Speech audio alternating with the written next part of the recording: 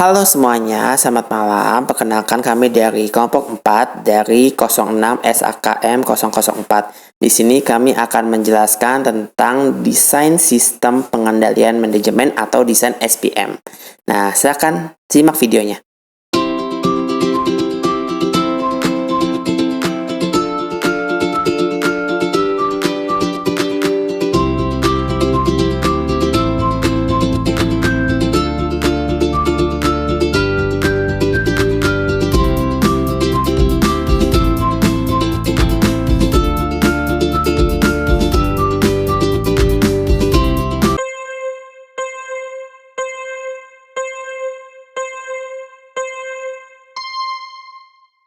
Halo semuanya, jadi di sini saya mau menjelaskan tentang materi desain pada sistem pengendalian manajemen.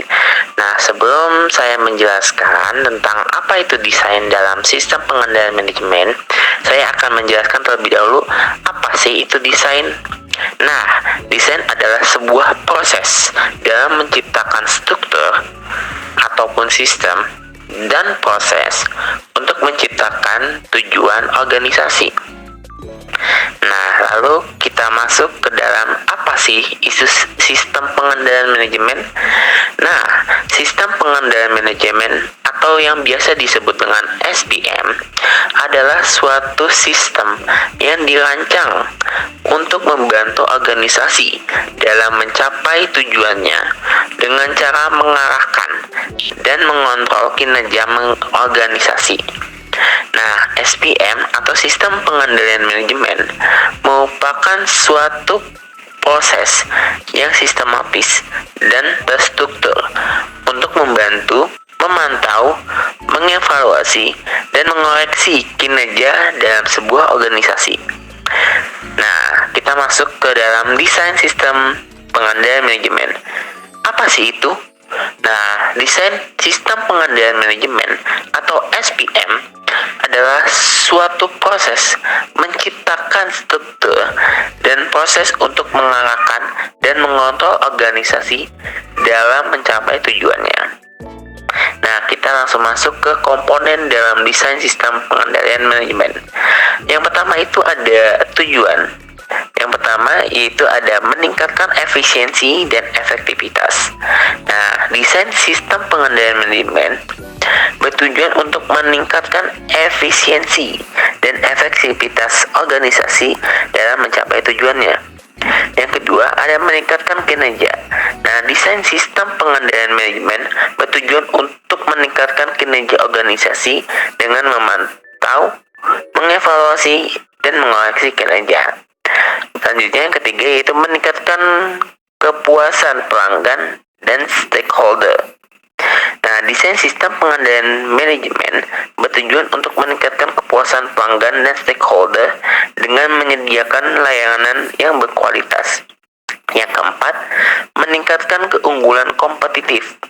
Nah, desain sistem pengendalian manajemen bertujuan untuk meningkatkan keunggulan kompetitif organisasi dengan meningkatkan kinerja dan efisiensinya. Dan yang terakhir contohnya yaitu meningkatkan pendapatan sebesar 10% dalam waktu 6 bulan. Struktur organisasi sistem pengendalian manajemen. Hierarki organisasi dapat menentukan tingkat hierarki organisasi seperti direksi, manajer, dan staf, dan dapat menentukan wewenang dan tanggung jawab masing-masing tingkat hierarki. Selanjutnya ada pembagian tugas dan tanggung jawab. Dapat menentukan tugas dan tanggung jawab masing-masing departemen dan posisi, dan menentukan bagaimana tugas dan tanggung jawab tersebut akan dikoordinasikan. Ada sistem pengambilan keputusan.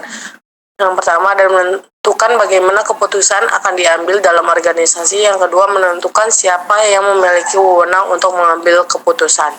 Selanjutnya ada sistem informasi. Sistem pengendalian manajemen. Yang pertama, mengembangkan sistem informasi yang dapat menyediakan data yang akurat dan tepat waktu untuk pengambilan keputusan. Yang kedua, sistem informasi harus dapat mengumpulkan, mengolah, dan menyajikan data yang relevan. Contohnya seperti sistem informasi manajemen yang dapat menyediakan laporan keuangan, laporan produksi, dan laporan penjualan. Nathaniel Sinera dari kelompok 4 dengan materi komponen dalam desain sistem manajemen. Di sini saya akan menjelaskan slide 6 yaitu proses pengendalian. Dalam proses manajemen organisasi, pengendalian adalah langkah penting untuk memastikan semua berjalan sesuai rencana. Pengendalian yang efektif terdiri dari 3 tahap utama. Yang pertama itu ada pemantauan. Ini adalah proses mengamati dan mencatat kinerja organisasi secara terus-menerus. Tujuannya agar kita bisa mendeteksi lebih awal bila terjadi penyimpangan dari rencana. Yaitu yang kedua ada evaluasi. Dari hasil pemantauan, kita mengumpulkan data lalu mengevaluasi apakah kinerja organisasi sudah sesuai dengan tujuan dan sasaran yang ditetapkan.